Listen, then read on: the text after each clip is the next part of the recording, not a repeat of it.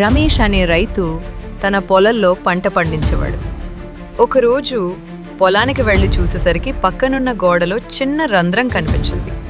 ఆ రంధ్రం ద్వారా అడవిలోని కుందేళ్లు లోపలికి వచ్చి మొక్కలను తినేస్తున్నాయి.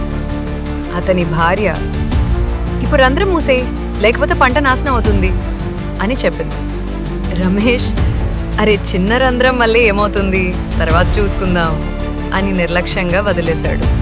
కొన్ని రోజుల తర్వాత రంధ్రం మరింత పెద్దదైంది. కుందేళ్లు మాత్రమే కాదు, మేకలు, పందులు కూడా లోపలికి వచ్చి పంట మొత్తం తినేశాయి. రమేష్ కంగారు పడి గోడ కట్టించుకున్నా అప్పటికి పంట పూర్తిగా నాశనమైపోయింది. తన పొలాన్ని చూసి రమేష్ బాధతో, చిన్న సమస్యను చిన్నప్పుడే పరిష్కరించకపోతే అది పెద్ద నష్టానికి దారితీస్తుంది అని అనుకున్నాడు.